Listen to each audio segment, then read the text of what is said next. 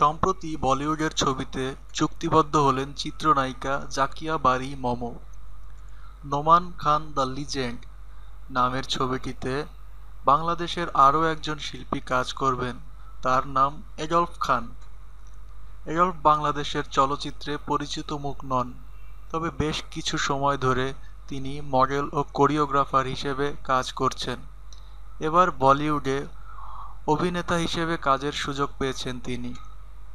বলিউডের এই ছবিটি পরিচালনা করবেন বলিউড নির্মাতা ফয়সাল সাইফ।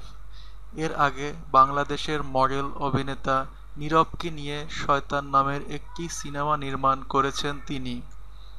এডলফ খান বলেন, ছোটবেলা থেকেই স্বপ্ন দেখতাম মিডিয়ায় কাজ করব, কিন্তু কোনো মাধ্যমে কাজ করার একটা নির্দিষ্ট ছিল না।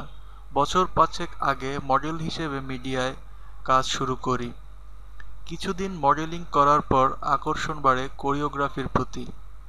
নোমান খান দ্য লেজেন্ড ছবিটি সম্পূর্ণ ভিন্ন আঙ্গিকের। ছবিতে আমার চরিত্রটা অনেকটা কমিক হলেও একটা নেগেটিভ ছায়া আছে এর মধ্যে। অনেক গুরুত্বপূর্ণ ও দুঃসাহসিক একটা চরিত্র এটি। সেলিব্রিটিদের যে কোনো খবর সবার আগে পেতে আমাদের চ্যানেলটি সাবস্ক্রাইব করুন এবং আপনার যে কোনো মন্তব্য থাকলে আমাদের কমেন্ট বক্সে জানান। আমাদের ভিডিওটি দেখার জন্য ধন্যবাদ। ভালো থাকবেন।